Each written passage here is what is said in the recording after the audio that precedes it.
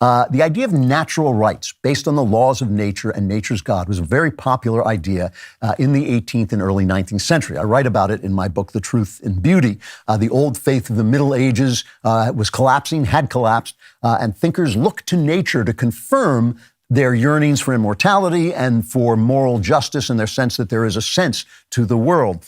And the founders believed that religion was a good guarantor of general morality, but many of them also believed that an elite thinker who was a good person could simply reason his way to moral law by looking at nature, which is not to say they didn't believe in God, not to say many of them weren't Christians, but they thought God had revealed himself in nature and could be discovered there through reason. It was, remember, the age of reason, and they were very big on reason.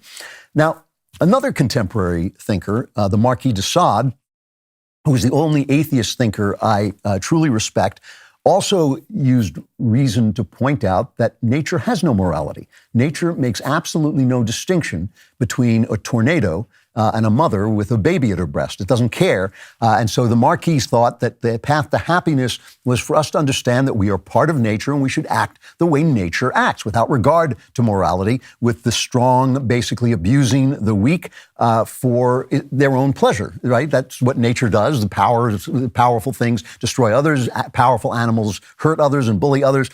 And personally, I think that if there is no God, if there is no God to whom we can appeal above nature, and if his ways are not revealed in a manner that is supernatural, that is above nature, then in fact the Marquis de Sade is right and Thomas Jefferson is wrong.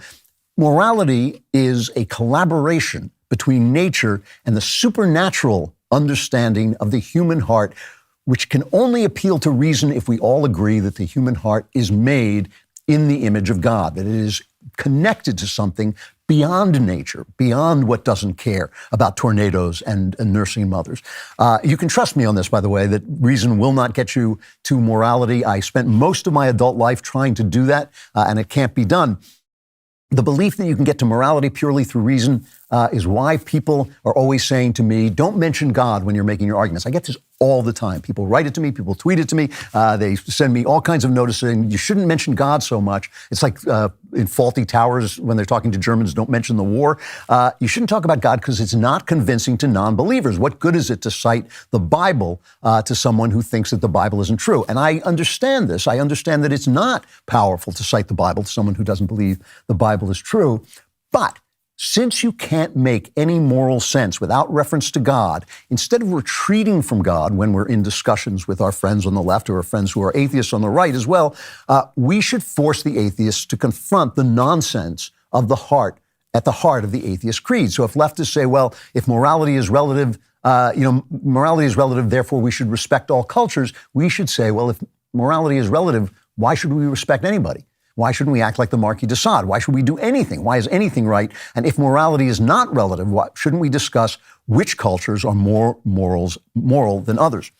When we make arguments purely from nature, purely from reason, we make weak arguments. For instance, we don't say to people, you shouldn't be promiscuous because it degrades the person that God made you to be. It separates you from the person God made you to be. We say, well, illegitimate children are a social problem and you get diseases and you'll be unhappy because of chemical reactions and all this stuff.